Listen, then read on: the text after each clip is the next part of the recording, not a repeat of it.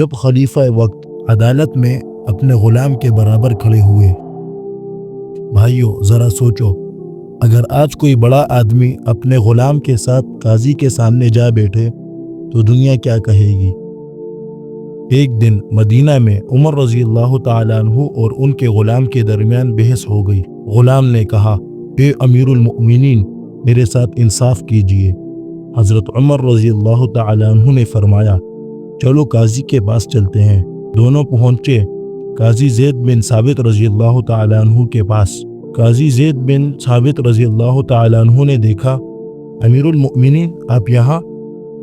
حضرت عمر رضی اللہ تعالیٰ عنہ مسکرائے اور بولے، ہاں، عمر انصاف لینے آیا ہے، دینے نہیں۔ قاضی نے کہا، بیٹھ جائیں۔ غلام جھجک گیا، میں امیر المؤمنین کے برابر کیسے بیٹھوں؟ حضرت عمر رضی اللہ تعالیٰ عنہ نے نرمی سے کہا، بیٹھ جائیں میرے بھائی، انصاف کے آگے سب برابر ہیں۔ قاضی نے فیصلہ دیا غلام کے حق میں۔ عمر رضی اللہ تعالیٰ عنہ خاموش ہو گئے، سر جھکا لیا اور آہستہ سے فرمایا، آج عمر کا ایمان اور مضبوط ہوا ہے، کیونکہ عمر بھی غلطی کر سکتا ہے۔ سوچو ذرا، اگر آج کے حکمران بھی ایسے قاضی کے سامنے جا بیٹھیں تو کیا دنیا سے ظلم ختم نہ ہو جائے؟